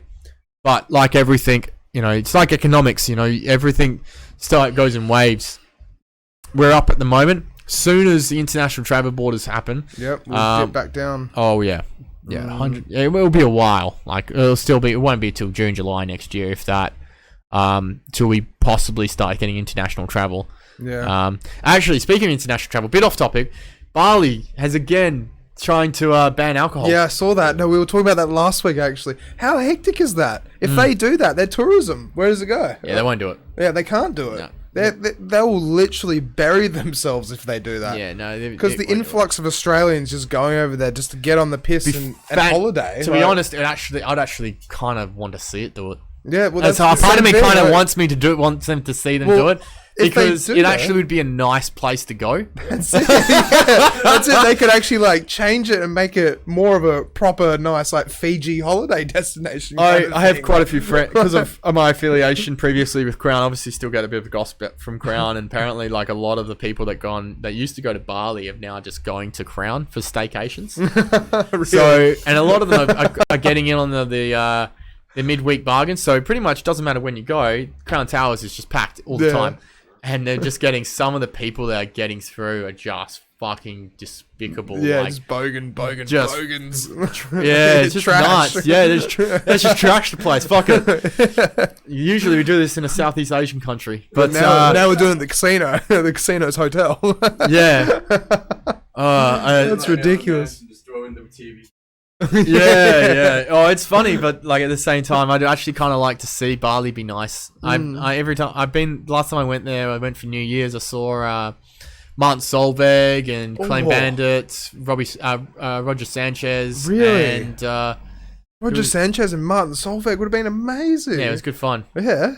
Did he play stuff like Intoxicated and everything Yeah, like that? Yeah, of course, yeah. I actually, it's the second time I've seen Martin Solveig. The best night I've ever had out. Like, not DJing. Best night DJing was actually recently at Halloween for Hugo's. I was doing lighting. I was a lighting tech and DJ at the same time. At the same time? Yeah. Is that hard to do? Yes, it is. Yeah. I can 4 years of being a lighting tech and 8 years of DJing was like testing you. Yeah, that was testing. Yeah. It was fantastic. It was fucking amazing. But best night out I've ever had was when I was in Pasha, Ibiza. Oh. Buying $20 bowls of water, right? Yeah. Yeah. All through. I'll come back to that. Yeah. There was Martin Solveig. Got there at 10. Actually, sorry, backtrack. So we got into I was on a Kentucky tour, a bus about tour for this. And we'd been at Malorocca and Manarocca, which are two other islands off Ibiza. They're both party islands. Malorocca is the England's equivalent to our Bali. So it's Yeah, you are, yeah. trashy as fuck.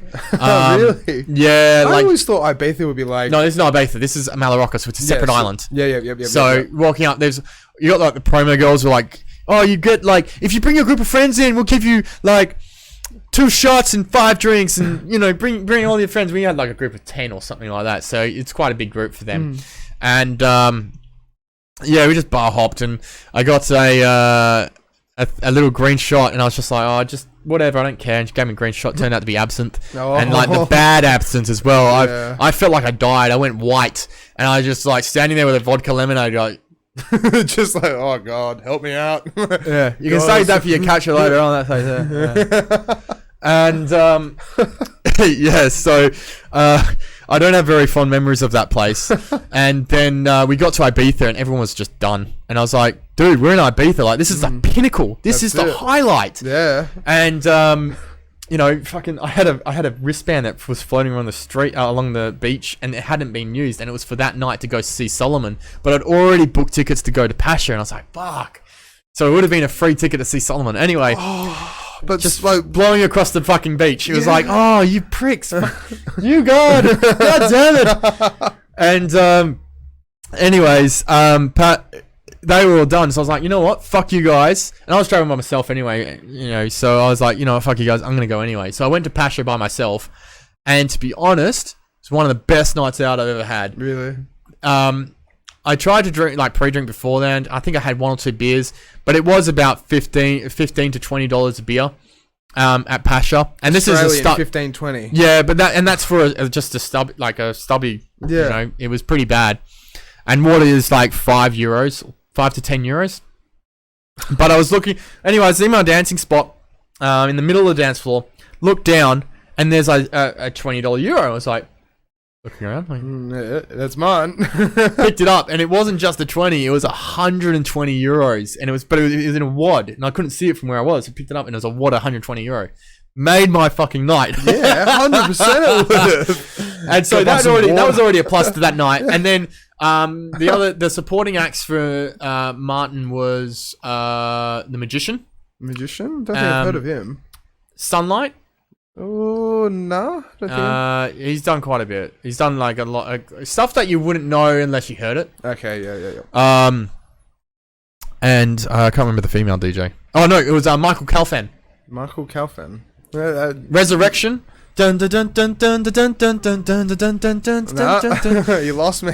Oh, that was a monster track in like 2011. It was like, it got edited by Axwell, and it was like a monster. Yeah, it's a big Tomorrowland set. Okay. Song, and so we had him play, and then Martin went on, and it was Martin's 40th birthday. So, like it would so much confetti and so much CO2. Did he do like an announcement? It's like, guys, it's my birthday. Everyone party. Oh, pretty much. It was like that, and he played from, I think it was 2 a.m. to 4 a.m. Oh wow! He played an extended 3 hour set. And anyway, I was on the dance floor from like in the same spot, didn't move from 11 till 5 or 6 a.m. I wasn't, and just a bit of background is I don't take any drugs. I've never taken. I'm probably one of the few DJs. Ben's the same with me. I've never taken any drugs, and I got drugged once, but I've never taken any drugs.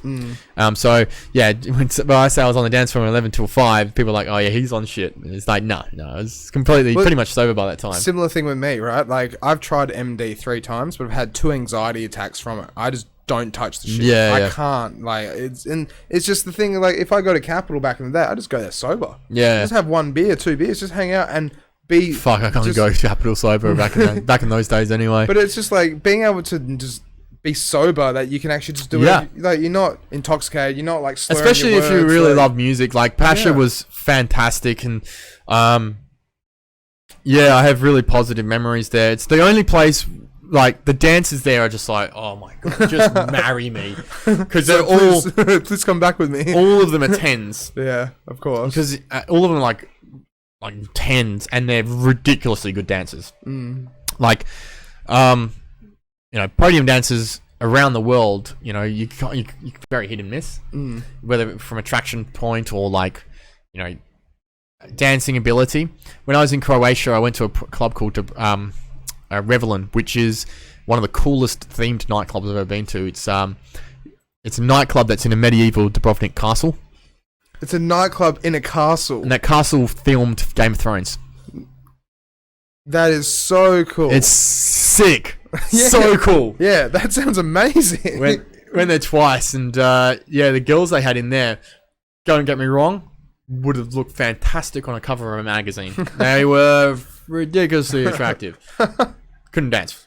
They're more for show. They were just like the sort of like. They're just like, that, what are you doing? What are you doing? You're like in cages. Like they have to look pretty. I was more impressed by the flair bartenders, and they're doing like flames and fucking throwing shit in the air and stuff, flame bottles and stuff, and you're like, what the?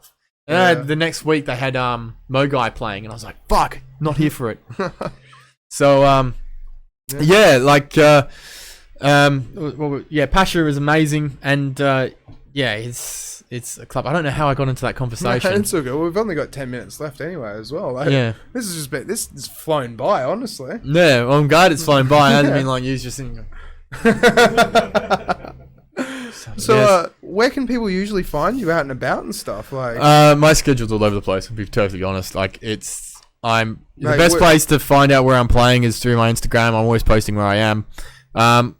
Usually on Fridays, it's anywhere between not Edison anymore. They've just got new promoters for them. Yep. They brought in some hip hop R&B promoters for Edison. They're trying to do like a Wednesday night there or something as well. Oh no, it's like Saturday night or something. Bonnie is Fridays. Yeah, Bonnie's Fridays. Bonnie's on Fridays. Yep. And so I'm anywhere between Breakwater, Lookout, or.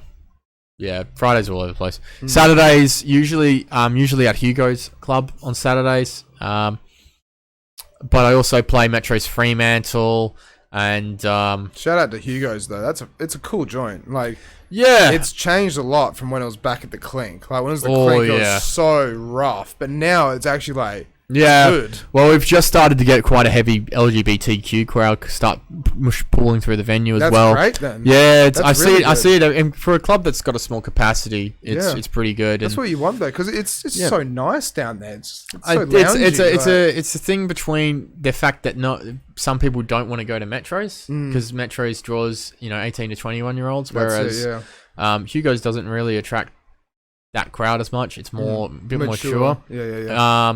But it's also because it is a nice club, and thankfully, I'm in talks at the moment about upgrading some of the rig in there, but we'll see how that goes. Anyway, Hugo's just played Avery today, so might be back there again. Just everywhere. Just everywhere. I was at Magnet on Thursday, and fucking yesterday I was at obviously Ascot, so it really does change week to week where I'm at. I am one of the Capital Corp DJs. I say now that so I'm playing any of the Capital Corp venues, Newport, Breakwater, Magnet, and all their ones. Metro's Fremantle, all of them. I play for them, so it's good that way. I also wanted to quickly ask before I have to wrap things up. It's like, so when you said like you went into Hugo's and you did like, you know, the Arkham night, and you actually did like the lighting as well. It was like a big long day. What goes into actually trying to go like looking at the stage of the dance floor and just going, I reckon we could do this and do that. Maybe get some moving heads and then put a strobe there. So for Arkham, I designed the actual branding behind it as well. I said, look, the club's already got historically protected jail cells. It's cool. Like, it's, you know, why not use the assets that are already in the venue? Normally you can't do anything with them because they're historically protected. So I thought Arkham from Batman works. Halloween, Arkham Asylum. So that sort of really worked in with the theme. So I'd be disappointed, but also more surprised if they don't use the same thing next year. Like Arkham. Yeah. Well, it sounds cool though. Yeah. Like it's to an average punter, it's like Arkham, Batman. Yeah, and then you think like Halloween, Batman, and it's like, well, Mr. Wayne has a big mansion. That sounds pretty cool. So yeah, I themed the venue. Basically, I went in there not as a promoter, very differently. So I worked as an event manager for that, where I was given a budget. I was given the freedom to be creative. And that's what I did. I stuck to a budget and I themed the main room, the entrance, and the jail cells. I didn't do the other two bars just because I wanted to consolidate my theming into spaces so it wasn't too spread out with the budget I had. And so downstairs in the jail cells had like big tarps put up with like UV lights on them with glow in the dark paint saying why so serious. So that was like the Joker's jail cell, and then like the other one had like hanging animated clown props. They're like doing this. It fucking creeped the shit out of you. Like walk in and there's just some this clown sitting there like and then in the main room we had like hands, a whole bunch of hands hanging from the ceilings, and they got pretty much destroyed. Like people just grabbing them and stuff. Yeah, of course. Yeah, and we had like dead bodies hanging from the ceiling, and on the bar I had latex molds of heads. And it's just blood all over, and the bar was all done in plastic sheeting, which had blood all over them, which was hand done. Oh, so wow. when you walked up to the bar, it was like a bloody like mat on it, and then you had this like grotesque figure that was like a bust, which was like this big, of like a zombie with its eye popping out. It's just like, and it's all. And what I did is I actually got fake blood and did that up more to make it more realistic. To your specific question about lighting, for the lighting component of it, I just turned off all of Hugo's stuff. I very highly doubt the owner is listening, so I can just go ahead and say it. I fucking do not like the lighting in that venue. It's so I love it. You just don't hold back. I'll tell it to him. I just say it to his face, like, dude, you're lighting shit. You three out of 4 lights and not should be put out of service, and the other, you know. That's the truth of the matter is, you know, it's not, you can't use them on an intelligent level. Like when you're using intelligent lighting, if I was to put a GrandMA2 in there, which is a very, very expensive and very, very top of the line lighting desk. And, you know, to get those lights to work with that desk would have been a nightmare for one. And two, they're half broken. So it's like, I'm not going to use them if I've got Mac 101s, Mac 700s, and other fixtures like blinders and strobes and shit, which I know how to use creatively and implement properly. So, for instance, for that rig, because the ceiling's so low, I'm very constrained about what type of fixtures I can put in there. I can't put in massive lights because it would be too much. Well, not just too much; it's too low. Yeah, people are gonna fucking hit them and shit. So even the Max 700s are pretty low, and so you know, have the Max 700s on the side. They've got put a gobo through them, which is basically oh, there's a cat. Yep. And so what a gobo is, for those who, I'm assuming you don't know what a gobo is. Nope. So what a gobo is basically inside the light you'll have a little disc that puts out a shape. So when you see like a cone effect or whatever, where it's not just a static light, say, you know, say how this light is just being projected like that. If I was to put like a cutout in front of that, it would project a shape. Say my hand on that wall there, that's obviously a hand gobo, for instance. So we do the same thing with, has about 12 different types of gobos in this light, and then basically shine them through the crowd because they're best used at the outskirts of a rig. Yeah. So used them on the outskirts, and I used all the pin spot LEDs, the moving head LEDs with the small heads, all on the inside because that's where they were better put to use. Festival stages are different. For Insomnia, for instance, I've got two for the house stage, for instance. I'll only go into the house stage. I won't go into the full stage setups, but for the house stage, for instance, I've only got 2 moving headlights, 2 max, and then I've got 8 LED moving heads on a truss arch with a whole bunch of what's called GoldenEye LED bars. Yeah. And the look I'm going for is more visual than it is actually providing light to the room. It will still do like solid for the solid crowd, but it will definitely look a lot better. It's more for the effect of what you look at when you look at it, if that makes sense. That's it, because sometimes less is better, right? Yeah, 100%. Just going over the top and it just like washes everything out. When I was liaising with the lighting, the head tech at Badlands, I was very specific about what fixtures were already pre-installed because there's no point putting 8 different types of fixtures in. Fixtures means lights. It's just a technical term for lights.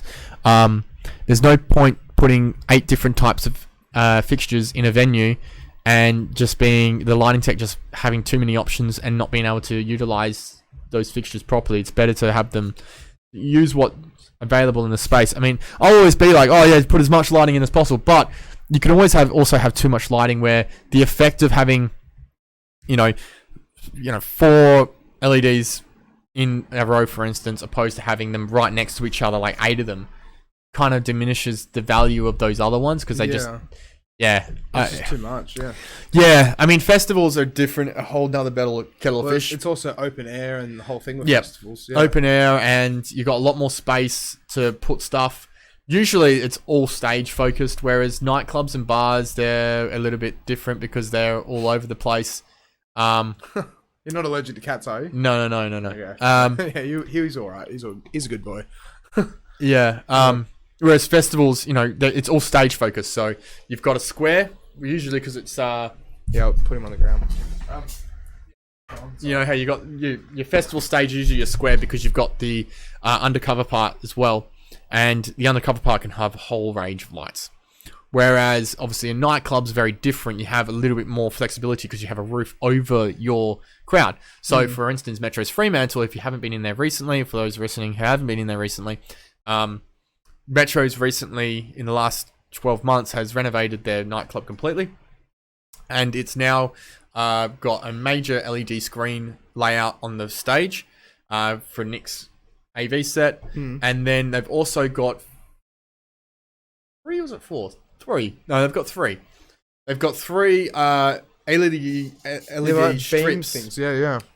across the top of the dance floor on moving truss. So they can have it at any height they want. So similar to Magnet House, the big triangle moving LED thing. Yes and no from a technical. Yes from a basics point of view. Yeah. No from a technical. Exactly. Because that whole thing moves and yes. A whole lot, so though the LED screens are on truss motors, and they're very very thick, whereas the ones at Magnet are on very thick because they don't weigh as much. They're on very, very thin cables. You'd have to talk to Sean Lenahan, who's like the fucking genius of that, to know get the exact specs. But they're on very thin cables opposed to actual chains, mainly because LED screens are fucking heavy. But yeah, like you have more flexibility in a club to do more creative things, in my opinion, with lighting. When you start integrating LED technology, that's very different. When you for instance, Ultra. When I went to Ultra Miami. You've even been there. Oh wow. Okay. There's a whole yeah, you have to come back. That was Fire Festival 2.0. Really? Yeah. We marched. The festival finished at 2 a.m. and we had to go we had to, because it was on an island, but the island was connected to Miami downtown via a bridge. It was 8 kilometers long. They didn't provide any buses back, and you couldn't get taxis there, and there was no Ubers there allowed on the island. It was an island blackout. So we had to get a coach. Sorry, not get a coach. There was no coaches coming. So 30,000 people had to walk across an active freeway at 2 a.m. in the morning to get back into downtown Miami, only to walk to get to wherever their hotel is. If you were staying in Miami Beach, it was like a fucking 5-hour walk. Thankfully, we were staying in downtown, so it was only... But still, walking 8 kilometers it took us 2.5 hours to get back to our hotel. After partying all day and ate the whole lot, and then it's like, oh yeah, we got to walk people back were to our done. hotel. Like, yeah, people were just crying. I'm surprised that didn't actually... on the side of the road crying. I'm surprised that it didn't even like make the news kind of thing. I did. Yeah. No, it did. Shit. In Miami, it did. Yeah. Like it should and be it made worldwide. Music news, it did. Yeah. Yeah, it was bad. And yeah, the next night, while it was better, we waited an hour and a half. The last night we waited 45 minutes. But even on the second night, people were fucking pushing over fences and shit. Like you normally see that in Perth, and I was like, what the fuck? Yeah, and just had it. Yeah. and then but yeah, that festival is just a fucking disgrace. There you go. Back to the production side of things. You know, they have content that's specifically made for those LED screens. Yep. And those LED screens, they have the budget, which is the most important thing, because every festival would love to have a massive setup like Ultra. Exactly. Yeah. Who wouldn't? You know, their screens are designed over 12 months. You know, there's a 12-month planning process between the Ultras.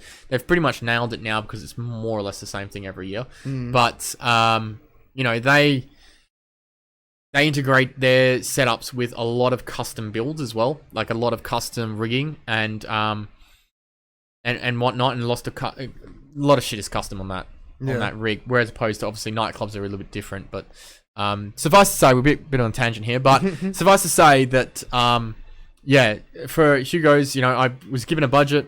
I mean, obviously there's always something more I can do with what I have, but if I've got a set budget, then obviously I've got a set budget. I only spend this much. With Insomnia, I obviously have my own personal budget. I don't want to spend over a certain amount. But at the same time, like Badlands has already got a shitload of lighting in their main room. That's it. I just wanted to make the stage more pretty because when you look at the stage, it's just because usually they have bands on. It's just a black curtain there. So I've just making that stage look nicer. Got double triangled sort of LEDs behind this DJ, which will look really cool. Some moving heads on stage. That's it. And then it's all come from experience, like from working, you know, as a tech for so many years. Obviously, I'm gonna have that inclination to make it look semi decent. Yeah, make it professional. Yeah. yeah, exactly. Don't say semi decent. You're professional. Yeah, make it look professional. I mean, I'm setting one of the good ways I cut costs is you know, with the knowledge and expertise, I'm able to set up that rig myself. Yeah. Although I do have someone helping me on tomorrow, thankfully. But it's you know, I do have the expertise to pre-plan these shows without having to rely on you know, the expertise of a company. Exactly. Yeah. And that's the beauty of it, though, because you can go in and do it in a way. Yeah. I mean, it is fun, like designing it and whatnot. And thankfully, this one's going to be pretty easy compared to Hugo's. Hugo's sucked. Like it's mainly because I was on this rickety fucking ladder. It's the only ladder they had, and it's just like getting up this thing. You're carrying a 30-kilo light, which you're trying to put above your head. So it's already like hard work, and you're trying to balance yourself on this rickety ladder, and then suddenly you feel like you're gonna fall off. So it was just that sucked. But you heard it first. Hugo's buy a new ladder. Yeah, the ladder stuff. But it was good fun. Arkham was a huge success. From a theming perspective and from a production standpoint, and it literally was an amazing night. And look forward to putting on more events, which I will be tomorrow. That's it. So to wrap things up as well. So with Insomnia, what time does it start? 6 p.m. How much are the tickets? So Insomnia runs as well. Oh, sorry. Go on, yeah. sorry. So I'll answer all of those in one thing. So Insomnia this year is running from 6 till 2 a.m. So it does start a little bit earlier than the last year's event, and we do have half price drinks from 6 till 7. They're $5 per drink. So beer, wine, and cider, and house spirits. So pretty much the whole bar. So $5 drinks from 6 till 7. Tickets are still on sale, $35 plus booking fee from Eventbrite or through via the Facebook event.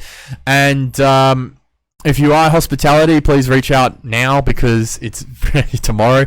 If you want your industry discount, because we do give out discounts for hospitality, it is a $10 discount for that. And there will be tickets on the door, and tickets will be $40. No discounts. You left it too late if you're buying it on the door. Well, there you go. to put it bluntly, like I need to break even. So please, if you are coming. Well, it's all about supporting. Yeah, well, at the end of the day, like, I will keep the discounts open till about, I think I'm keeping the sales open till 4 p.m. just so Eventbrite has enough time. So there's no, like, stupid shit happen with Eventbrite. And by then, people would have decided if they're going or not. And so then, if you're hospitality, how would you get that discount? Is that like just showing an invoice or something like that? Well, not showing, but I'm not uploading? I'm not that. A, I don't have the time, and B, I'm not that much of a Nazi to do that. So the way to get a discount code is just to simply message at Insomnia Ball _ for fuck's sake. You're almost there. This is that 16-hour day yesterday that's getting me. It is at Insomnia _Ball for Facebook and for Instagram. Yeah, I can tell you're tired. Just get the links on the thing. I can't think right now. They're two different ones. Facebook wouldn't let me have the one I wanted, or Instagram wouldn't let me have the page I wanted, so that's why they're both different. So you can either message the pages. Most venues should have a discount code. I have visited quite a few venues personally, and if I haven't, they should have got a letter because I sent out letters instead to like the more outlying venues that I just couldn't have time to get to just because. Yeah. There's a lot of venues in Perth. Like when you are. include like the taverns and the pubs and the smaller venues like that, it's very hard to get to. All of them. So. Yeah, you can either reach out to us via Instagram, Facebook. I'm monitoring both of them, so don't worry, you will be answered. And yeah, you will get a discount to Insomnia. And as I said before, $5 drinks from 6 till 7. That's so good. We are running a food truck as well this year. Really? So Badlands has their food truck, and the so that runs, and the food there's really nice. Really, really good. They run proper food, like burgers, not just nibblies. They do run nibblies. Oh, hello. Shit, he's back up. And move him out of the way. Well, it's more so the fact I'm staring right. I'm looking at the. Ass off. I'm looking directly at the camera, and all I'm seeing is your cat's ass, like, and not just his ass, but his asshole, like right in there. It's just like, that's great. So the food truck's running. Sorry about that. That's so good. It's running from 6 till 2 all night, so you get all your snacks there. It's the event sponsored by Gauge Roads and Fireball. Oh, that's so good. So you're saying like $5 Fireball drinks to an extent? They're running 10 Fireball shot skis. So we have a ski, like a ski, and it's got holders in it for 4 shots. So what you do is you get this shot ski, and you do 4 shots all at the same time with friends. And that's $30, which is pretty good. That's four shots for $30, and it's a bit of a thing, you know. It's like the skateboard you have over there, you know, behind you. It's like doing a shot. You're all doing a shot. That's so good. So running them, they're running Midori shakers for $20. They're running espresso martinis for $10. They're running a whole bunch of other cocktails for $10. And those amazing little cocktail jars that they've got as well. Those things are so good. They're doing all of them, and obviously we've got an amazing event lineup, entertainment lineup, headlined by Mind Electric, Death Disco, and we also have Ben Renner, Endorse, myself, who else? Robbie Rush. You got Rovi as well. Rovi's playing. Wow. Rovi's playing his tech set. He's closing. P. Lilly, Tani, DJ Marcel or Dom from Fremantle. And we've also got Lee Bramley. I'm going to be missing people, and they're going to get annoyed me because I haven't mentioned them. Sax Lady Laurie. We've got live saxophonists playing. And we've also got...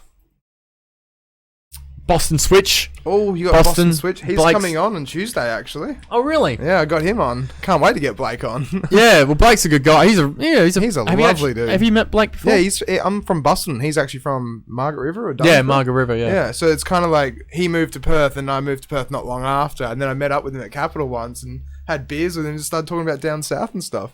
Yeah, he's a Great really guy. nice guy. His is. music's actually really good as well. Yeah, that WAP remix he did was great. I haven't heard that one, but Apparently that's- I refuse to play WAP, and it's not because of Blake. It's just because I don't want to play WAP. Yeah, that's it. But he's Mr. What is it? It's Mr. Margaret River Pro basically. Every year the surfing comp. That's who he is. Yeah. He's a good guy, and I respect his music, and yeah, I mean, yeah, it's all respect for him. He's a really nice guy, and Shan as well. That was the last one I was Oh, and thinking you got of. Shannon on.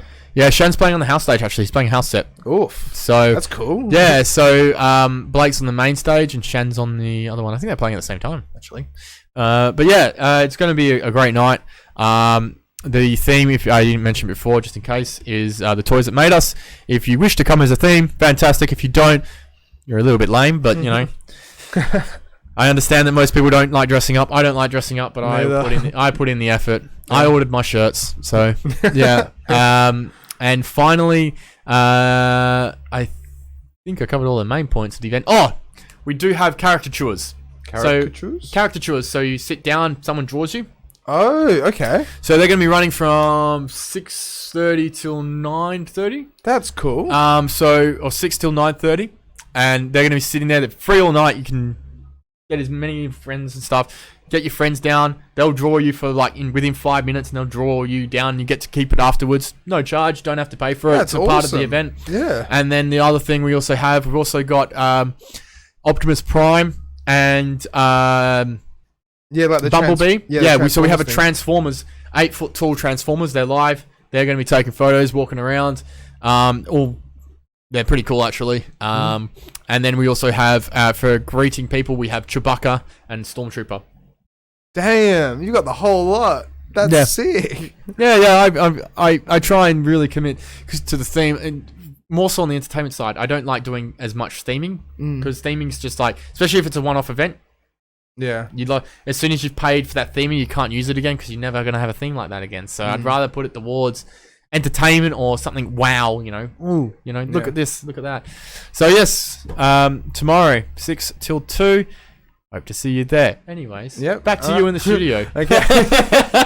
All right. Well, I gotta say, thank you so much for coming on. Oh, it's a pleasure. This has been great. Like, usually, with Mitch, he'd make me write up all these notes and try and stick to a bit of a schedule. But we're just being able to freestyle the whole thing. This is perfect. This has been so good. Dominic Funk freestyler. Yeah, that's exactly it, right? Yeah.